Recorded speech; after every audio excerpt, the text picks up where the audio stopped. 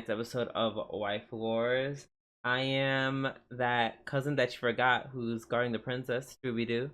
And I'm that student at the Magic Academy who's definitely starting an Eleni's fan club, Sobroni. And welcome back to Waifu Wars podcast, where we talk about all things anime, the good, the bad, and the weeb, but not your waifu because she is trash. What's going on, honey? Pretty good. Pretty relaxing, chilled day. How's it going with you, Drew? Same, honestly. It's been a while since we just had a day where just like, oh my god, nothing crazy happened. No, we just Yeah. did our stream, chilled, watched anime, went home. As it should be. I was actually gonna work on a spotlight today, but I was like, nah, fuck it. Right. This is a chill day. The show day, right? We can jump into the fire. Yeah. When the week starts, exactly. Yeah, love that for us. Oh my god, one thing I will complain about is my shoulder. My left shoulder blade is like on fire. Like, what the fuck is going on? Were you lifting? Not at all. I wasn't lifting a damn thing. So I'm like, why the fuck do you hurt? I'm like, was I slouching that bad? I don't know what's going on. But yeah, enough about my pains. So let's talk about anime, and as always, we're gonna start with our new segment this week in anime. I'm gonna go first. Everyone and their mama, we've all talked about this. According to Anime News Network, Bandai Namco Films wanted Suletta and Miyone's relationship left to interpretation in, G-Witch. It's up for interpretation. Yeah, I'm gonna run through the skinny so I can get to cussing them out.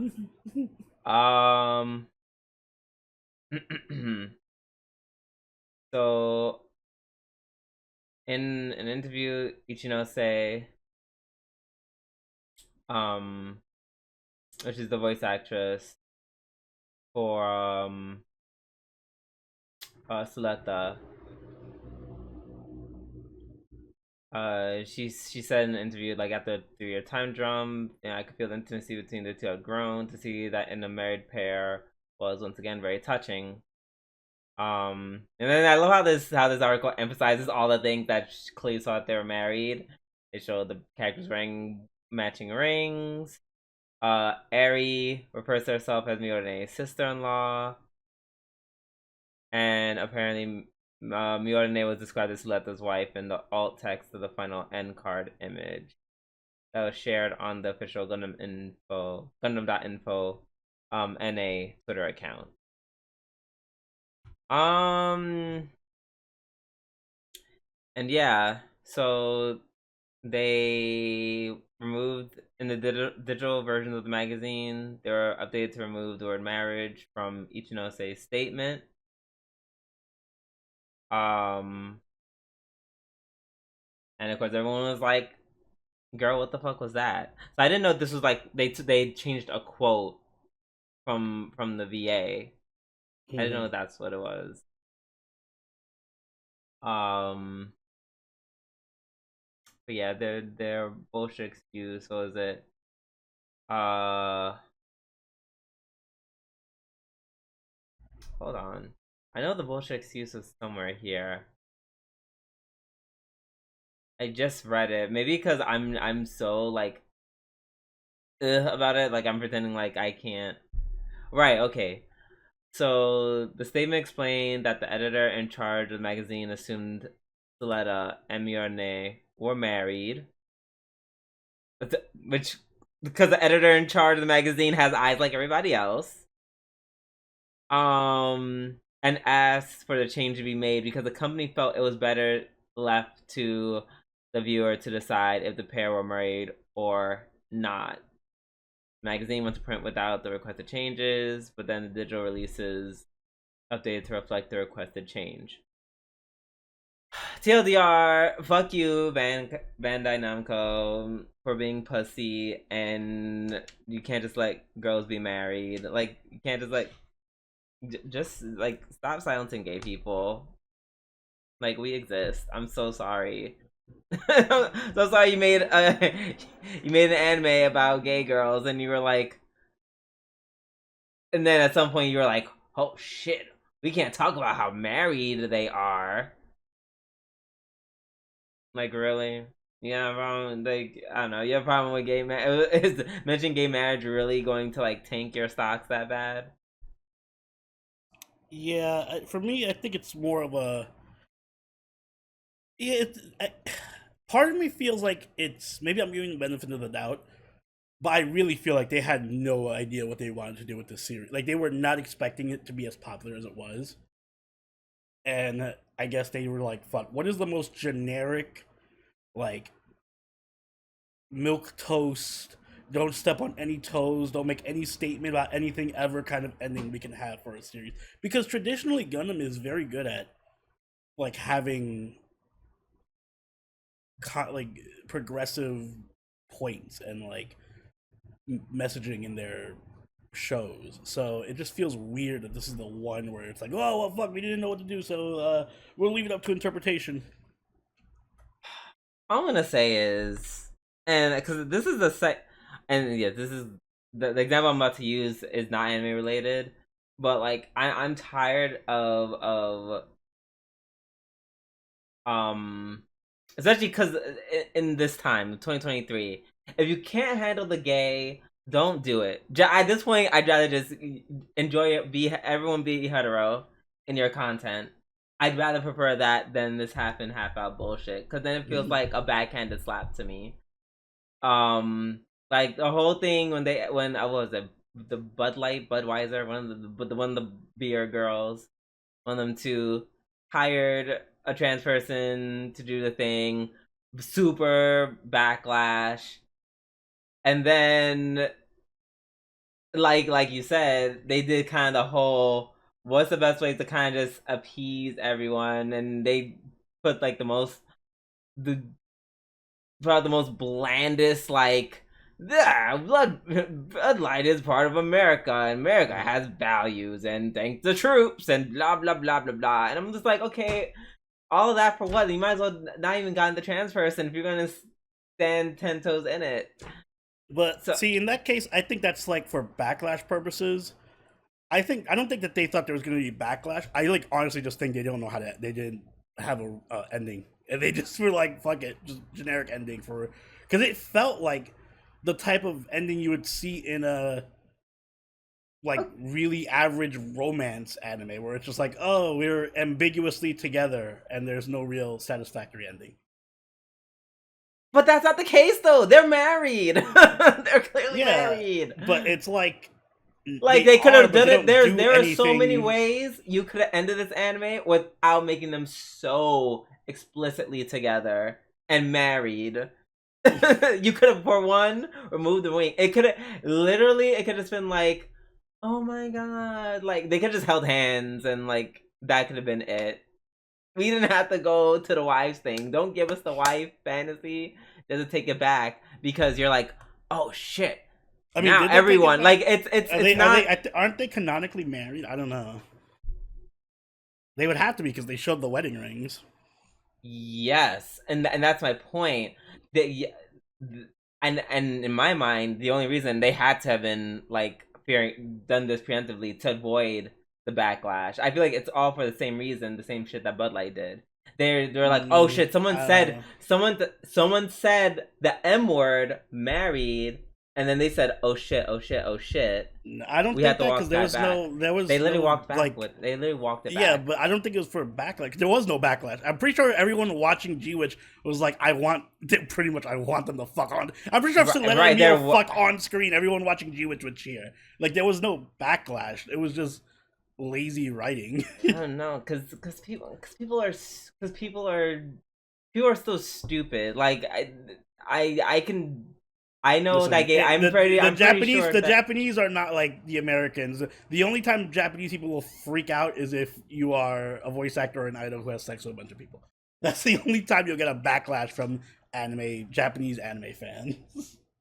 I don't know. I think they just didn't want to be like, oh god, we mentioned the marriage word, and then even though and like you said, no one was freaking out. They said, we're gonna cut that, we're gonna nip this in the bud prematurely, which ironically caused the backlash itself, which is so stupid. Like, it was stupid. Like, it was preemptive stupidity. That's how I view it. I have a feeling they're gonna make a movie or something that explores this more. That would be smart of them. And as of right now, you know, I'm pretty sure they will. I still stick by my theory that they just did not expect the show to be popular, so they didn't have an ending written for it. that's fine. I'm just saying, don't make them married and then take it back and say that they're not married, because it's not because, oh, we made it up, oh, we just didn't know how to do the writing, or we left up to interpretation. No, you made it very clear that they ended up married. You just took it off because you were afraid of, some imaginary backlash of the word married. It's like, I want to make it very clear. It's the marriage part that they had the problem with, not them being together. Yeah, I mean, I like the old quote of never attribute, maliciousness to what can be said about stupidity. I just think It's not really maliciousness, it's cowardice.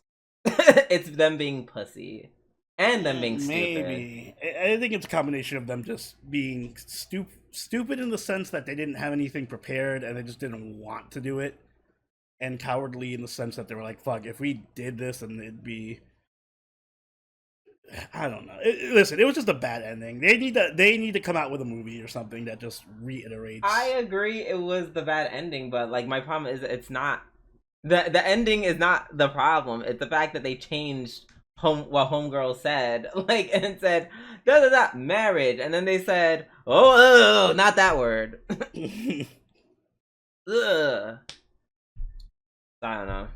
I mean, I feel like that's fair to assume. It's like, they had something, they felt a weird feeling about them saying that these girls are married for whatever reason, like that word specifically. I feel like that's like a very sound argument to say, seeing how they took out the word marriage. Yeah, listen. Yeah, I don't know what they're doing over here. I'm waiting for more G-Witch, all right? I'm 99% sure we'll get more. They'll add more context to it, hopefully. Yeah, yeah, I can't wait till they did. Yeah, we just ended up growing up being very best friends, like Nanaha and what's her face and Faith. They adopt a daughter. And adopt a daughter. Whoa. We're such good friends. We live together, sleep in the same bed, and adopted a daughter. Girl, don't get me started. Because we're just that close. Right. These are our friendship rings. Girl, fuck Namco for that. Fuck Bandai Namco. Okay, that's my news. All right. Well, speaking of anti-gay sentiment, Ilya, Prisma Ilya. Right, from one homophobe to another. Great. Prisma Ilya. New sequel movie is in the works. It's called Licked Nameless Girl. Licked Nameless Girl. This is something that apparently there's been a few Ilya movies. I haven't seen any of them, but I'm just surprised that they have so many Prisma Ilya movies and seasons. Like, I think there's more than just. It's funny that this is the spinoff that is the most ongoing from Fate. You know what I mean? Like, who would have thought that Prisma Ilya would still be have 3 or 4 seasons and like 3 or 4 movies still coming out with more stuff? I guess the lolicons just live for it. Lollies are strong. The lolicons are y'all are keeping it alive single-handedly, I guess. I refuse to let this die. Kuro will live for eternity. So yeah, I just find it interesting that it's still ongoing. Listen, it's a slow news day today. Agreed. Before we start the podcast, I don't even want to make them like a filler arc, because it's just a gentle reminder, because I don't put a lot of serious stuff on Twitter. Usually I like to keep it more or less very light. Here's some anime girls, here's some gay anime memes, fun stuff. when I do post something a little more on the serious side, um, like, and basically I'll just say what it is in general. I just retweeted, even saying that I retweeted a post saying, rest in peace, O'Shea, you know, the man that was killed in Brooklyn for literally like voguing. I just retweeted it, left it at that. You know, a very quiet way of saying, I'm acknowledging what happened, and my thoughts and prayers and all that shit. That is not your opportunity or your chance to come in and unleash your weird socio-political weirdness. Nope, not your cue. I'm literally paying respect to someone who died. Not your cue. Don't do it. I'm going to block you. And Yeah, that's it. I like to think that 90% of Twitter is just bots and people aren't that stupid. But that's just my it coping was, mechanism. and that's what I thought until I saw. I'm like, why is I so many notifications? And I see the line in the text. I'm just like, what the fuck is going on? Like, why are you going back and forth? What is there? What back and forth? And then the person, I'm not. Well, I don't remember his name. Like, I just scrubbed him clean from my memory. He said, black on black crime. I said, oh girl. I clicked on that profile. All I had to do was see something transphobic. I said, great, goodbye. And that was that. Like, yeah. No, this is not what our Twitter is for. Like, if that's not the stuff that you like, you can feel free to just skim over it and like the anime girls that I, repost every now and then. Start discourse on, some of the memes about the gaming or what have you. There's lots of fun stuff. You can talk about the macaroni and cheese for the billionth time that I'm never making until next year. So many good things and fun things that I make this space about. Not a space for you to argue over a death of someone. Nope, never that. So just to keep that in mind, I don't know. It was just something that like it happened over the weekend, and it was very like ugh. It left such a bad taste in my mouth. So ugh. So just yeah, a reminder: be cool, girl, because I will ban you. Be cool always, no matter Yeah. where, even off Twitter. Yes. All right. Now that being said, let's get started with our weekly reviews. We're gonna start off with Jujutsu Kaisen Season 2, Episode 5. Yes, which starred someone who was very uncool. Yeah, agreed. I'm pretty sure I'm gonna make this my episode of the week. Interesting.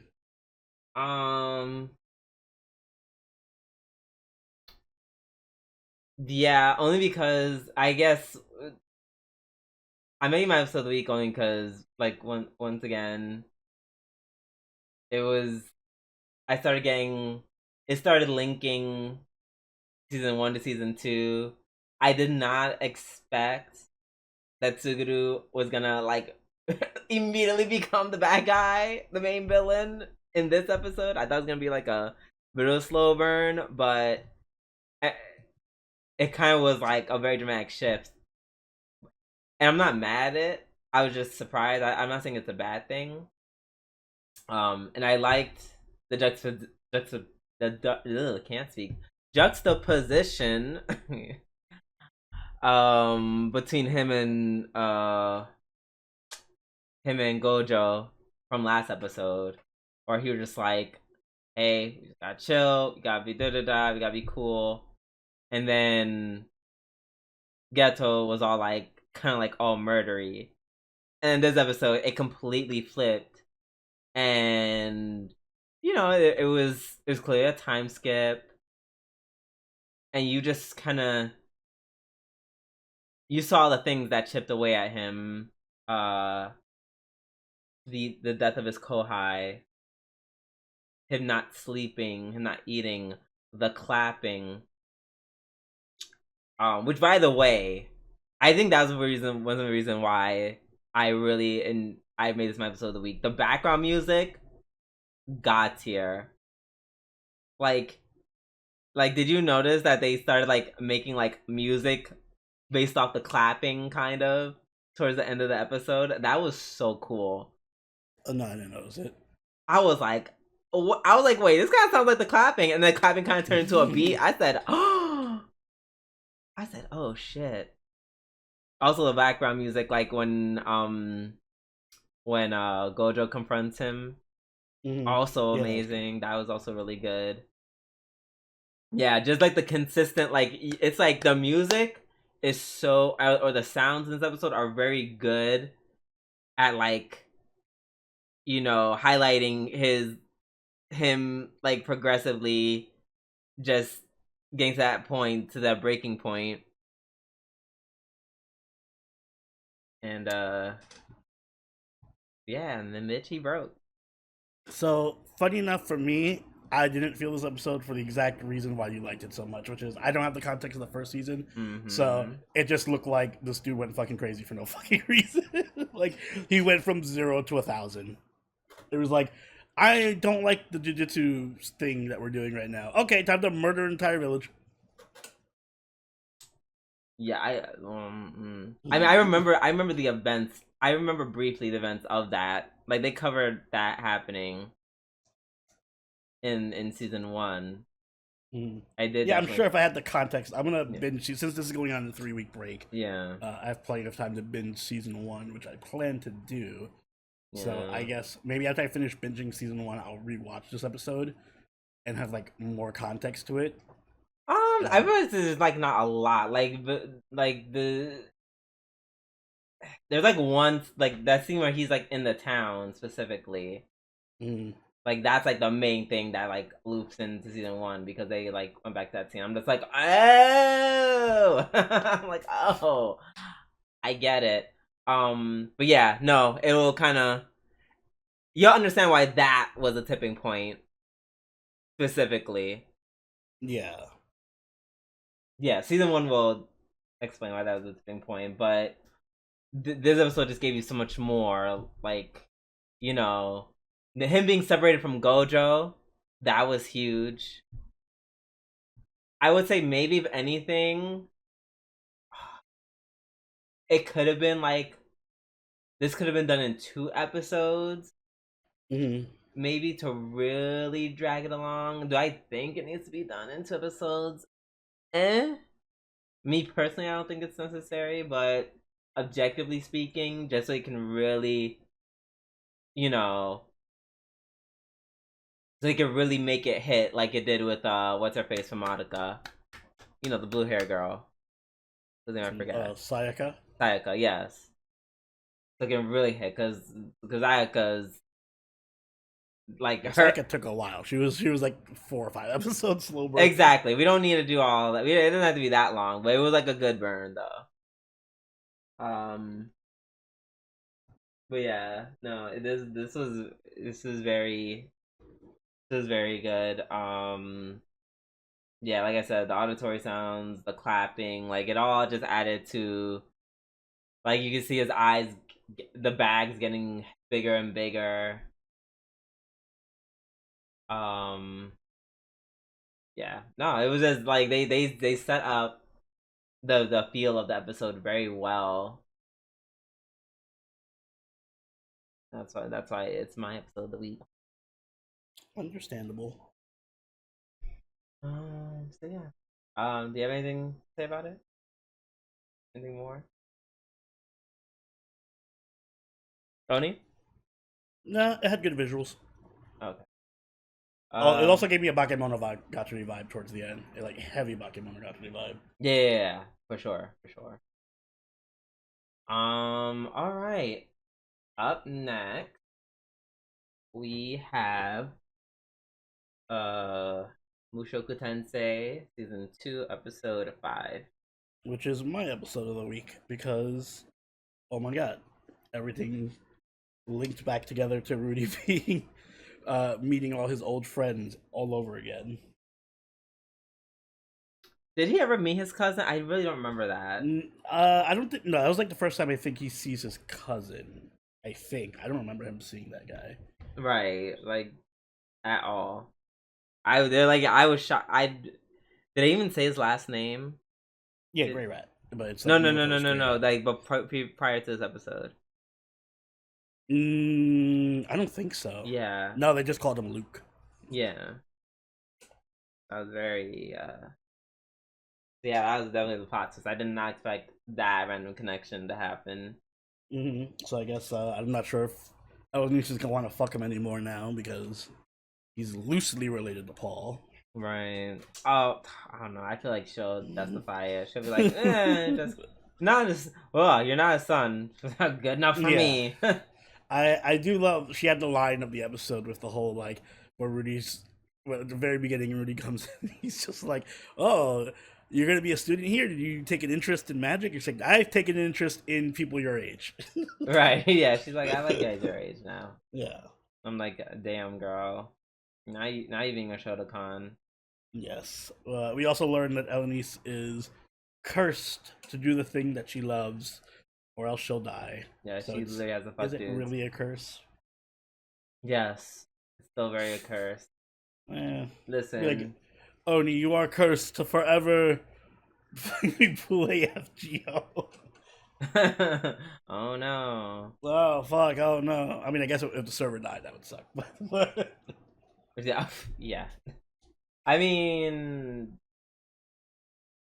can we assume that the curse would be like nullified if the server fair enough. just Yeah, if the server dies, just the curse is yeah, nullified. right. Like that'd be a little unfair. Yeah, and that would be like saying, Drew, you must have THC in your system or else you will die. I'll be like, oh no. Oh yeah, Jeff, you must drink at least once a week, otherwise you are dead. Oh fuck! What? I'm just gonna be living my life like normal.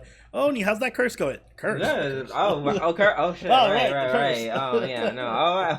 Let me you're right. Speaking of which, let me go re-up real quick. Yeah.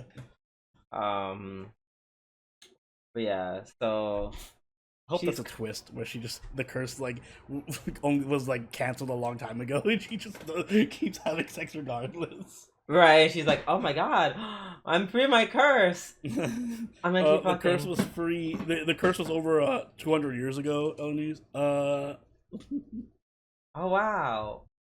Well, time to yeah.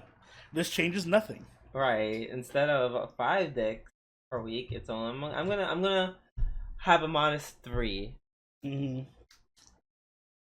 Excuse me. Speaking of old friends, Zenova returns. That weirdo with the earth magic. He's a lot more likable here. I did not like him in the first episode he was introduced in season 1. Yeah, because he was way he was gross. He was like way over the top and shit. Yeah. But here he's like crazy still, but a lot more toned down and likable. Right. Rudy and Fitz finally reunite, albeit in a duel, where he does his gotcha magic. He's like, nullify spell. Doesn't everyone have this broken magic? Isn't this the thing you guys teach in the first level of magic school? God. So where do you fall on the spectrum of Rudy should have recognized Sophie? Okay, I need to actually. We're gonna do this right now. I'm gonna go back to the first season of Mushoku Tensei.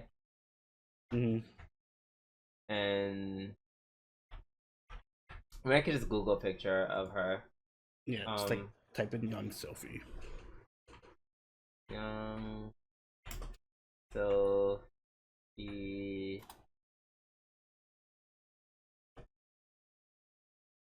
Not Sophie Grey Rat. Mushoku Tensei. Okay, girl. No, not Myung. Myung. Yeah. There you go. Images. Okay. Yeah, I didn't know her. I didn't know her hair changed to white. Yeah, it changed from green to white. Okay. Fair. It's fine.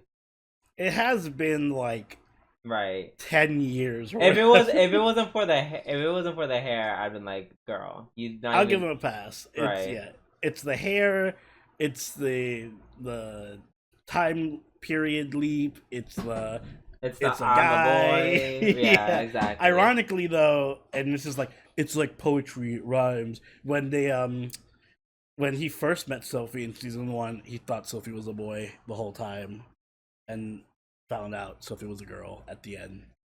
And That is now he true. re-meets her, and he's like, "Oh, this is not Sophie. It can't be because this is a boy." This is a boy. Um, Yes, the boy that he's gonna be gay for. I can't believe being gay is what cured my ED. Listen, That's gonna be a baby. fun existential crisis he's gonna have with I himself. know.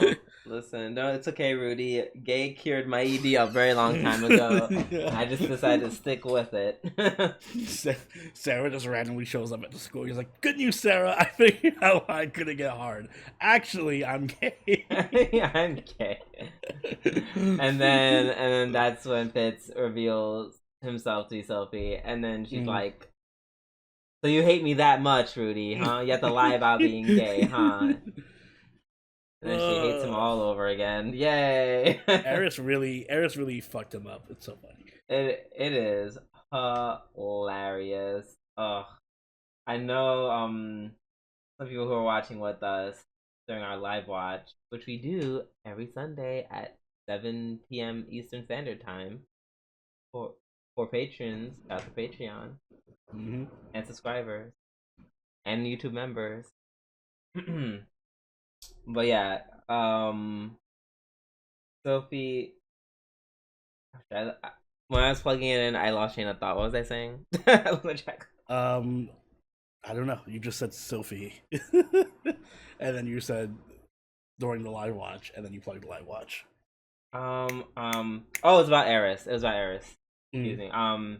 It says for some reason that we wouldn't really like Eris by the end, and I'm just like, is it gonna be a thing where Oni doesn't like her and I love her even more? Is it gonna be I one of mean, I those like things? Eris. I still like Eris. She just fell out of favor. So here's the thing with me: all the girls in Mushoku Tensei are so good that if you're not on screen for like a few episodes, you just kind of fall off. Unless your name is Roxy, in which case you're always at top. But like, yeah, Eris kind of fell off because we haven't seen her in so long, and she last time we saw her, she was kind of fucked over Rudy and left. So she kind of left a bad taste in our mouths. Speak for But yourself. if she does come back, I'm sure I'll love her again. No, she'll be my princess. Elina is the queen, and Eris is the princess. Literally all of them are great. Also, Sophie, I did not expect to like as much as I did, because her design is growing on me. At first, I didn't like the whole like white hair, boyish looking, not feminine characteristics, but in a strange way, she's so not feminine that it does the whole tomboy thing and it loops back around to being hot. Ooh, you're so not feminine that you're actually extremely feminine and it's hot. Oh, sure. I don't. It's the horseshoe effect. I doesn't even make any sense. It's because she's. All right, so I'm gonna try to explain this logically, but it's gonna be hard to follow because it doesn't seem logical. It is logical. She's naturally not very feminine looking, so she really like fits this masculine kind of look that she has going on. But ironically, this masculine look only serves to kind of highlight what few feminine traits that she actually has. So it works in reverse, and it ends up accentuating her feminine qualities. I think I can't understand what you're saying. Yeah, it's like a contrast in my mind, because it's like that's what. Because I laughed when you said, "Haha, she has the more masculine things," and I'm just like, but she doesn't look masculine to me at But all. she looks more boyish than like say Roxy. Yeah, she doesn't look like she doesn't look straight up like a girl, but she like definitely if you put her it's definitely in a dress, not giving. It's definitely not give like she's not giving boy, and to me at least. If you put her in like a dress or whatever feminine clothing and and put her next to the Ariel or Elina or something, she just straight up would lose in a sex appeal contest. But in this more like boyish clothing, because the few feminine traits that she does have, where it's like she has the cutesy voice and like kind of shy, shaky voice, and she has like the blushing and all that stuff, it shines more. So it like so certain feminine qualities are even more highlighted by her wearing more masculine clothing. Okay. Yeah, so it works. I mean, I just feel like she just doesn't look like a boy. I just think she doesn't look like a. It's like, or she looks like a twink, or a femboy, or androgynous. Yeah, she's more androgynous, but a little more feminine. Right. Yeah. Okay. All right, that makes sense. Very good character design. Very good character design. Is what I'm trying to say. And Sylvie was also ready to throw hands this episode. She said, "Oh, that was great." Yeah. She said, "Listen, y'all better back the fuck up, or else I'm gonna send y'all all." Yeah, you all taking a trip to the infirmary. Who wants it first? That said, not she threatened everybody. I was like, "Oh, okay, I see you." Damn, they really do make all the girls really good. They make all the female actors really, really distinct and cool in their own way. I really love that. Yes. Oh, and I love that scene where Elina approaches Rudy with her outfit, and Rudy immediately just like, okay, if you want to get more dick, here's how. Yes, I love their relationship. It's really nice. like they're actual bros. Yeah, they are very cool. But yeah, that's it for Mushoku Tensei. I'm really excited for the next episode. I love the new cast that we're getting. Also, cute shout out to the cute dog girl and cat girl in Rudy's class. Yeah. Wait, is this like part 1 of season 2, or is this just all season 2? I don't know if they're gonna split it or not, but it's supposed to be 24 episodes. Oh, well then, yeah. So like, answer that question. Oh yeah, because it says like 7 of 13. Yes, I guess they are splitting it. Okay, makes sense.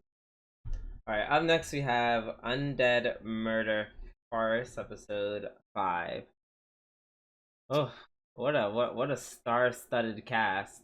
Yeah, I feel like I'm gonna have a hot take on this episode. I can kinda understand how you feel. Let's fucking go for it. Let's start spicy. All right, so do you get the feeling that this is kind of fanficky? Like, in terms of like, oh, let's just throw literally every famous literary character into the setting right now without much introduction or build up. Like, I think the only time Phantom of the Opera in this episode. That's the only thing that they lost me with was Phantom of the Opera. I'm like, why? Everything I was fine with everyone else. Phantom of the Opera was like, bitch, really? Like, I'm fine with Holmes being there. I'm like, all right, Holmes is there. It's London. Right. That makes sense. Moriarty's there. It's London. That makes sense. Yeah. And the whole Arsene Holmes or Phantom thing is kind of like, I don't know. I wouldn't find if Phantom just stayed home. I'm fine with Lupin. Yeah, I'm fine with Lupin being there, because it's like it's a cute setup, like the Master of Thieves, and then goes up against, and yes, that does, saying it out loud, it does feel a little fanficky, but that's not necessarily a bad thing. It's not. It's just like the critic part of my brain is like wrestling with the just turn your brain off and enjoy the fun references part of my brain. Because part of it is like, I like these types of mashups. It's like, who wouldn't want to watch a show that would just be like, no, like, yeah. Saying that you wouldn't like that is like, I'd be like, you understand FGO is literally based off of... I know, but FGO is a little different because at least it has like a set up, and first off, most of it is just Saber, but second off, it does set up some stuff, and like I just feel like that setup isn't here. It just feels like they're throwing famous characters into the story rather than the story just having famous characters in it. If I that makes I sense. will yeah, I will say I wish this isn't just like an arc of oh my god, famous people are doing stuff. The end. Mm. I wish it would have been like, hey, let's kind of like you know how they build up Moriarty coming here. I Yeah, wish they would have done the same for Sherlock and yeah, well, that not would so have much been. for Lupin, but definitely at least for Sherlock. Yeah, I would have 100% preferred it for Sherlock. And again, I love Phantom of the Opera. Like the Phantom of the Opera is a really really cool character who gets shit Mhm. on all the time Mhm. in media. Mhm. So this does not make me feel any better. He just Yeah. unceremoniously got thrown in here. Yeah. It's like it's literally just like so who's next? I can't think of any like well-known English people around this time. Uh, Jack the Ripper. Like oh yeah, I'm sure Jack the Ripper will show up at some point. he just comes in also wants the blood diamond or I whatever. mean, fuck it. At this point, you might as well put Abraham Lincoln as a vampire hunter in the fucking. I mean, it wouldn't fall. It literally would not be out of place. No. I mean, the only thing that would be out of place is that he's in London. Yeah, well, he's keeping a low profile, you know. Yeah, he Also had to I fake think his I think he's assassination. also dead at this point. No, he had to fake his assassination so he could hunt vampires. I didn't know the premise. In the secret, the Oh, lore. oh, oh my God. Can we talk about Lupin and this bang that he has? Like that shit is killing me. Mm-hmm. That bang is ridiculous. The way they designed him, they made him so pretty. It was like, wow, yes, I can tell a woman came up with this. Mm-hmm. Cause why is that bang like it's like at least like if you straightened it, that it'd probably be giving like 10 inches of just hair. And I was like, that is so uh that is so by shonen, but They're all by shonen. like that is well hello, Watson is not by shonen. That's true. Well, that's fine. He's Yeah, not I know. supposed to That's be. and That's that's like the one the character they got is the actually accurate to the lore. It's like yeah, and I'm just like I'm like low I key hate that though. Phantom is by shonen. Phantom is supposed to have one side of his face fucking destroyed, but we'll Right. just Oh, interpret your that as face is slightly destroyed. darker Like skin. right. Exactly. I'm hideous. I'm like, no, girl. You're perfectly You beautiful. are You just have hotter than like 90% of the planet. What are you talking about? exactly. Yeah, but low key, what's his face? Watson can get it. I fuck Watson. Yeah, yeah. You should know what kind of men I'm into by now. Listen, the author is definitely female, right? Yeah, I'd be shocked. I'd be absolutely Because taken this is not a aback. show where I have a you have a healthy picking of beautiful men to lust after. I don't have. And I have the listen, head. The yeah, hottest girl on the show to you me is a got, fucking head. you got the head and her maid. Like Uh, you'll Maid's be, alright. you'll be, you'll be fine. You'll be alright. Where does it say? Where does it say for this staff? Staff. Ooh. Wait, what? It's a guy. No way. Hold on. Why does it not say in the left hand side who made this? Oh my god, it's partially a guy. Mm-hmm. So yeah, we have whatchamacalls it, what's his face? Hold on, let's go back to it. Yeah, Yugo Osaki, who's Mm. part of the original story, and then we have Haruka Tomoyama, who is part of story and art. So yeah, it's half guy. Interesting. Guy and a girl. Yeah, Haruka. Yeah, that's girl name. Um, wow, wow, interesting. But yeah, Yeah, this episode it wasn't my favorite. I feel like they're it was doing a very lot. set They're doing a up. lot for this arc It was because they have yeah. Phantom of the Opera. We didn't even talk about the fact that there's a werewolf for no reason in this arc. Or at least they're setting up a werewolf. Oh, what? Because of with the diamond or whatever. There's like clearly a werewolf thing. I'm like, oh yeah, that's how the supernatural is gonna work into this. So we're gonna get Lupin, Phantom of the Opera, Sherlock Holmes, a fucking werewolf at some point. Yeah, the Royce Insurance Company people. Oh yeah, the whole shonen ass fucking Fire Force group coming. Right. Fire Force looking ass. That one guy who's a dick. Oh my god. But yeah, it literally transformed into a shonen anime. Like these are the typical like shonen squad of the Superior Seven or Demon Kings or whatever. Right, yeah, we're the seven and we're strong and we're the real strong 7 warriors and we all have very distinct personalities and character designs. Yeah, it's a lot of setup. And honestly Loki, I don't even like have any much stake in this. I'm like, honestly, the diamond could be stolen, and I'm fine with that. Yeah, I'm fine with the diamond being stolen. I really don't. Fuck this rich guy and his diamond. Period. I don't give a shit about him. I cared about the vampire's wife dying. I did not care about this rich asshole losing a billionth of his wealth. Oh no, we have to preserve our wealth for the queen. Girl, fuck the queen. Oh no, I take it back. That other the insurance girl is hot. Yeah, no, she is pretty. I hope she lives. I just want her to live. I want her to live. Everyone else. I will say the way that they all met each other. Well, Sherlock and Aya, how they met. That's like, I feel that was like the peak of the episode. Yeah, so that was pretty like funny and very on brand for Sherlock. I like their little semi-rivalry they got going on, where it's like they both try to over-deduct each other. Like, oh, clearly this guy stole the porcelain, and then he's like, no, it's glass. No, it's porcelain because there's dust under his fingernail. Right, exactly. So yeah, I'm looking forward to seeing them kind of go head to head in the detective, in the detecting department. Oh yeah, this episode was just very like, okay, yeah, we get tons of setup. I'm ready for the execution now. Yeah. All right. Up next, we have Dekiru Neko episode 5. So this episode, oh god, me without my notes.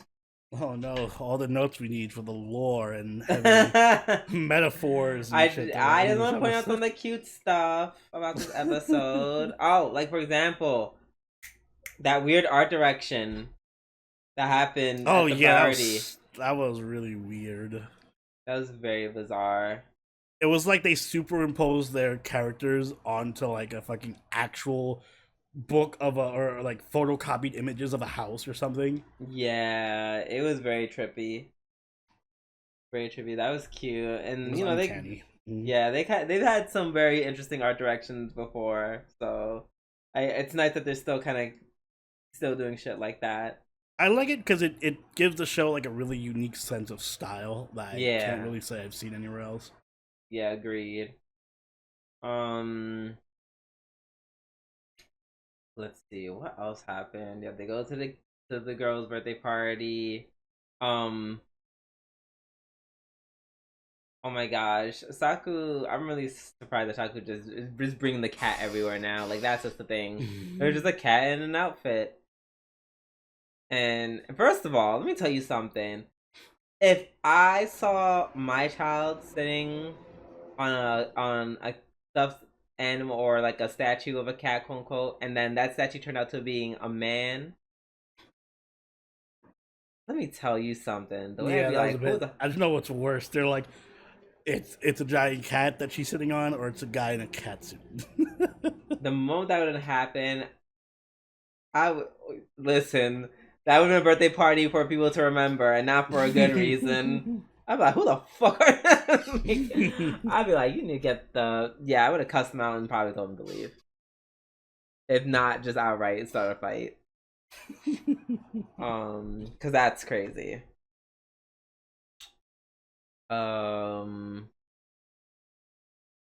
But yeah, that scene with the old lady was nice. She was like, "Oh my god, my cat." I had a black cat, and black cats are great because, I think she called them like uncle cats or whatever. Mm. It was cute. Um, him putting on, yeah, him attaching a zipper to himself to make it seem like a costume is so funny. That's so funny to me. Yeah, it was very good thinking on their part. I would have not thought of that. Let's see, anything else? Also, let's. Am I the only one who would like not invite my coworker to my niece's party especially while he I'm not there? he's clearly trying to get it in. I don't know Like how he's going about it in a really it's weird, so right. Even crazy way, but it's working. yeah, it is because of anime. But if it was me personally, even if I like the guy, it would still be a no. It still would be an what sense would that make to be like, come to my nephew's birthday party if I'm not there? Yeah, it's so many degrees removed from like her business. Like your boss is asking you to go to the birthday party of his niece, which he won't be at. Like what? Nuts, That's nuts, insane. nuts. So weird. That is extremely weird. I'd be like, oh yes, niece, I'll make sure that that my coworker gets this message, and immediately throw it in the trash. Immediately, without a second thought. Be like, girl, no. You nor that man in the cat costume cannot come. Mm-mm. I'm just waiting for the inevitable him coming up, taking her out to drink, her getting super drunk, and him having to take her back home, and him having to meet Yukichi again. That's gonna be crazy. And he's like, oh yeah, I don't think he can like be like, oh, I must have drank because this cat's huge as fuck now. I'm waiting for the inevitable reunion. But he seems so weird that I feel like he's gonna be cool about it. Yeah, probably. He does seem somewhat scared of him though, so he's like scared of the cat. Yeah. Like I have a feeling he's just not a cat person. I mean, maybe I think he's probably just scared of like that being a figment of his imagination, if anything. Maybe. Cause wouldn't that weird you out? Wouldn't that like creep you the fuck out too? If like all of a sudden your cat got on his hind legs and like slap. Awesome. I feel like okay, you'd probably find it awesome like eventually. But you wouldn't out the gate just be like, oh cool, walking smacking cat. Like What else happened this episode? Was it majority of the scene just like them going to the party? Yeah, we got one little scene at the end where he picked her up outside after she fell asleep on a bench, which was kind of cute. Right, yo, he was so over her shit. He was literally gonna fucking kill her. He was literally gonna kill her. I was like, I don't think he realizes that the pen is like that's blunt force trauma that can end her life. and he doesn't seem weak. Seems pretty strong. No, not at all. He seems like a giant bear, so I'm pretty sure he would have killed her. Yeah. But luckily it didn't happen because she was like, Yukichi. Yeah, luckily she had that one moment of, oh, Yukichi. If she didn't, she'd be dead. The show would have ended at episode 5. Yeah. So that happened, and yeah, it was a cute episode. Very cozy, very nice way to a nice anime to watch while we had our brunch. Yes, it was very cozy. Oh, ow. Oh my god, my back. Up next we have Dark Gathering, episode 5. So I guess it. I'm probably gonna have to do this for episode. Yeah, I guess we're in the trigger warning, trigger warning, trigger warning. This episode is like very heavy on the talk about suicide, like incredibly so. Probably gonna have to Ooh. add that to this podcast episode in general, only because like that literally was like the premise of the entire fucking episode. Yeah. Uh, but I really liked it though. This was like, oh yeah, this is like, I don't know, this is yeah, this is a very fun episode. Really weird thing to say about this concept. I know that's so weird. But I it hate that. I hate that this episode of all episodes is the one where I'm just like, yeah, yeah, not so I was bad. gonna say because this is the funniest episode, the suicide episode. I would say the funniest. I say the funny. Yeah, I would say the funniest episode. This was a good episode. It was a fun episode. Yeah, it just doesn't sound good. It does not sound good. If you way. watch it, you'll understand. Right. I love Eiko. Yeah. I think that's what made this episode so much more fun. Like now that they're very much leaning into her yandere-ness. Yeah. And they're putting certain things about her, like they're combining it together that makes her seem just more like fun. Yeah, she's not like the typical yandere-ish character who's just like super obsessive. Well, she is super obsessive, but not in the sense that she's like, no one else could ever talk to like, my beloved Keitaro, and I will kill everyone. She's just more like creepy stalker. Because she still kind of wants him to go out and make friends with people and be happy. Yeah. Mm-hmm. So she's nice in that regard. Yep.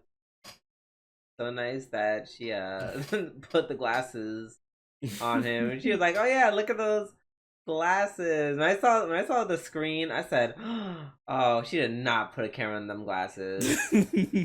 Sure as Guy always says, big yikes.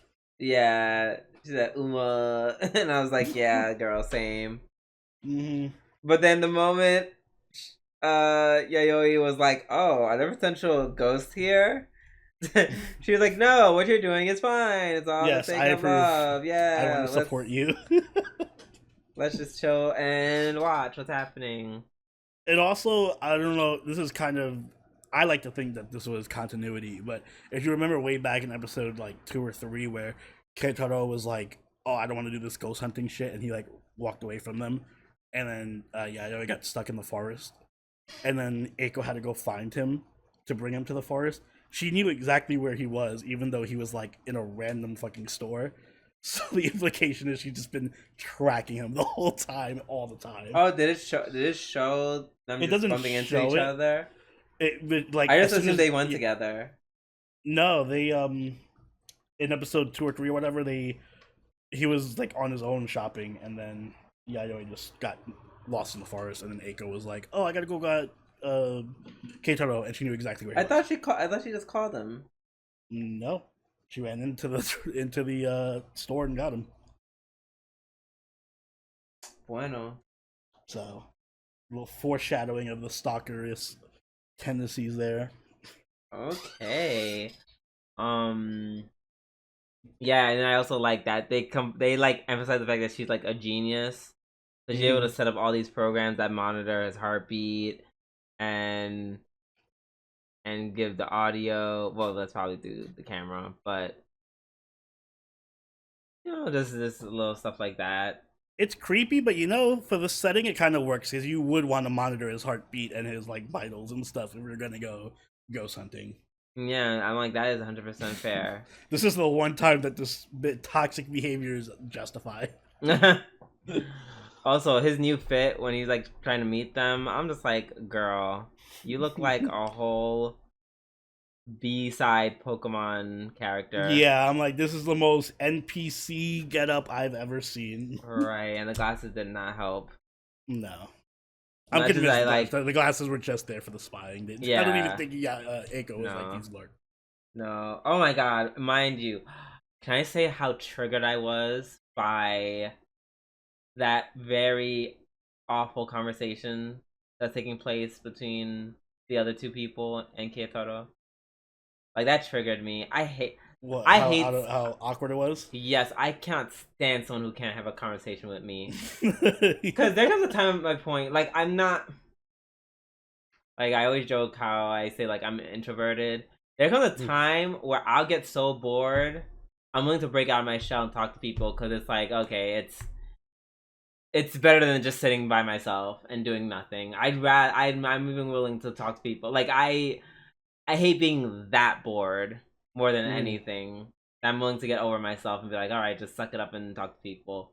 So when I built up that strength to be outgoing and you reward me with absolutely no energy, like I want to punch you in the face. I secretly want to punch you in the face.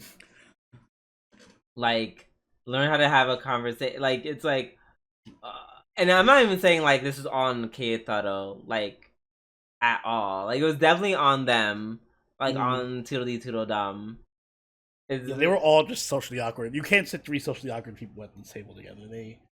They will not really hold a conversation well. Oh my god. No, because they were talking to each other just fine. I don't know if you saw that. Oh, I didn't catch that. Yeah, no. The moment Nagayama approaches him, you see them talking to each other just fine. Just fine. But yeah, it was like, oh, why are you here? Oh, what made you a joke of? Oh, I love traveling. Oh, cool. He's like, I want to try to Kyoto. He's like, yeah, Kyoto. I'm like, girl, tell them where you want to go. Yeah, that's why I love the play-by-play that Eiko and Yayoi are doing. And Yayoi's like, oh my god, just ask questions. Be like, oh, what about you? But I hate doing that.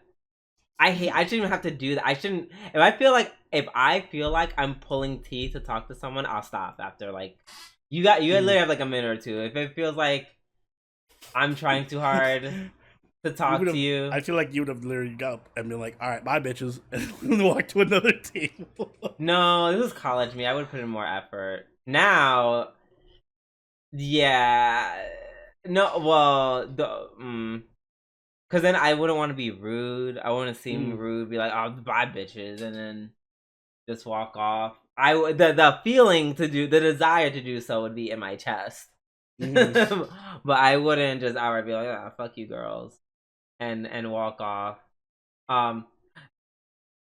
Oh no, I would finish my drink and then be like, "Yeah, I'm gonna get another drink," and then never come back. Yeah. Yeah, that's what I'm gonna do. Yeah, that triggered me because I've been in those positions where people are giving nothing to me. I'm just like, that was a very realistically triggering moment. Ugh, gross. So when I see him be like, "Oh yeah, come to the car," da da da da, I'm just like, is he about to get hazed? I'm like, don't let him get hazed. Don't leave him naked by the side of the road. That'd make me feel so sad. And then as the story went on, I was like, oh no, it's something worse than being hazed. Yeah. Yeah, you know what? Fuck this. This is the worst university. They have so many ethical issues. They have the teachers who show suicide videos. Oh my god! And now they have clubs that just mass suicide. That just mass suicide every year. Oh, another mass suicide. God damn, this kid, it's the 5th year in a row. These crazy kids, they keep killing themselves. Like it's really obnoxious. Like yeah, I would transfer out to school very quickly. I'd be like, Eiko, good. I'm like, Eiko, come on, we out this bitch. Yeah. Yeah, that was wild. He was like, yeah, hey, there's a suicide club. Did you know? Da da da da da da. First of all, once you start getting all weird like that, I've been like, oh yeah, that's so cool. As my hand creeps towards my seatbelt, and the other hand creeps to the door. The moment I get to that red light, booking it, booking it, and they start chasing at me. I'm gonna scream for help until the drug takes me. Yeah, I was gonna say you'd be sleeping on the ground in like a matter of seconds. Like I help, Help! me, ah. And hopefully someone found me. I'm actually Mm-mm-mm. surprised by how much of the hanging scene that they showed. I was not expecting that. So Yeah, and you just saw like the drool and their eyes open. I was like, oh my I'm like, that's god. pretty graphic. Yeah, Not holy expecting that. hell. Mm-mm. So that Um, gives me hope for some of the later ghosts that are gonna show up. yeah, same. And then the gag when the dude no longer gets possessed, but then you find out like, oh no, he was just He was also just a he's just shitty a person. yeah, he's just a piece of shit person that just became a very good target for the ghost. Mm-hmm. Um, and yeah, and Smashing the fuck out of him with a bottle. right, she's like, oh, you still want to fight? Well, smash. Excuse me. And then, excuse me, didn't he get? Oh yeah, and then he just hung him. Did he get repossessed He got after? repossessed and then hung Yeah, himself, right. Yeah, so the repossessed. ghost could eat his entrails. Yeah, which was that was something, and it was also cool because it's like the first spirit where they're just like they didn't catch. Well, they captured another spirit, but they didn't capture him. Yeah, he's just chilling. Just chilling, Leave him there. which on one hand, on the other hand, I'm like, don't we want to like get rid of him before like a bunch of people just start like offing themselves again? Dot dot dot. He looked pretty strong. I don't know if I want all that. Okay. Come back later. Come back after you Oh, train he's some losing more. pretty strong as opposed You're to the leveled up. guy who almost lit me on fire. That guy, that ghost was eating a lot of. Didn't they say like 130 people killed themselves or something? Yeah, that I'm was pretty a sure lot that of that people. building That has was a a lot lot of of people. violations. Yeah. To put it lightly. But yeah, that was Dark Gathering. It was a very wild episode, but it was also a very fun episode. Yes, I think from here on out, it's gonna start picking up in terms of the supernatural aspect as well. So that's good. Looking forward to it. Cool. All right. Last but not least, we have Helck, Yes. episode 4. Um. Yeah, this episode, a lot happened this episode. A lot of twists and Yeah. turns. I'm like, it was. I was watching it. I was like the first show I watched this week, and it was both. It like so much happened. I'm like, oh my god, how long was this episode? It felt like it felt like so much happened. It could have been an hour-long episode, but then also it went by so quickly. It really did.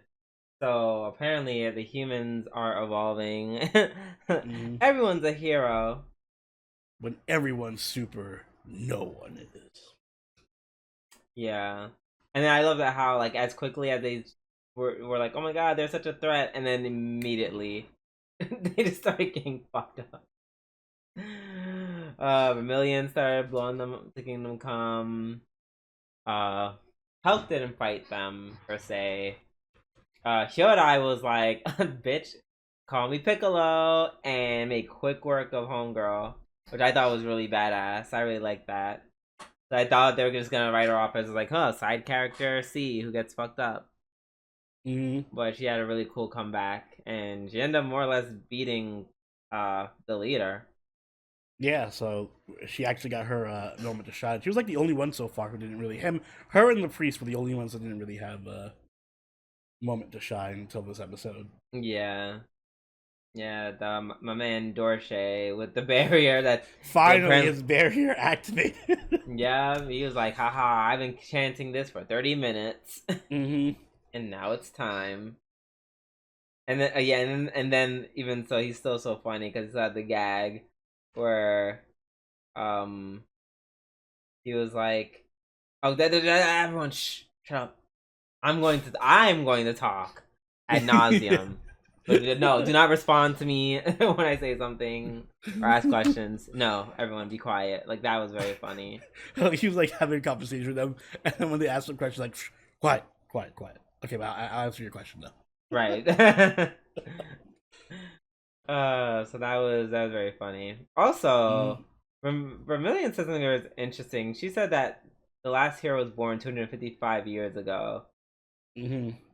Does that mean Helck was born that long No, I think it ago? was like I interpreted it as 255 years between the last hero and Helck. So like Helck, Oh, yeah, okay, that makes sense. They worded it they weird. wanted it weird. I had to replay that scene.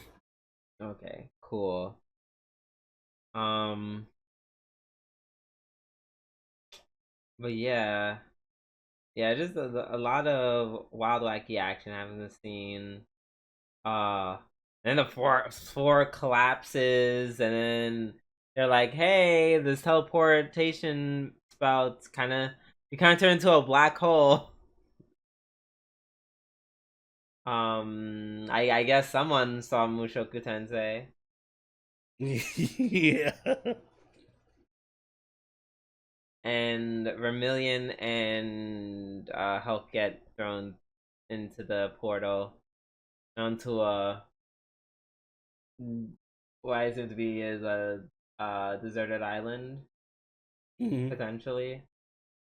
And yeah, I'm kind of looking forward to the whole Vermilion and Hulk bonding arc.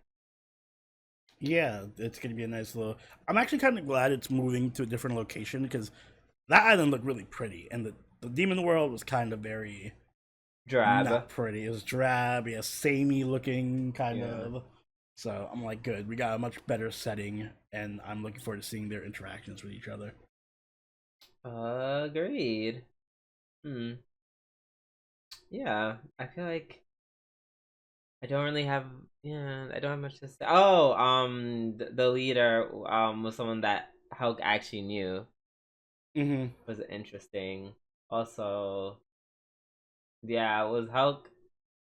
Well, I was like, were Hulk and the other dude at all like gonna recognize what was happening? Oh, wait, it's all coming. Oh, wait a minute. No, I still don't know why the angel, like the Hulk's acquaintance, like whatever the leader was. Why did he have to die?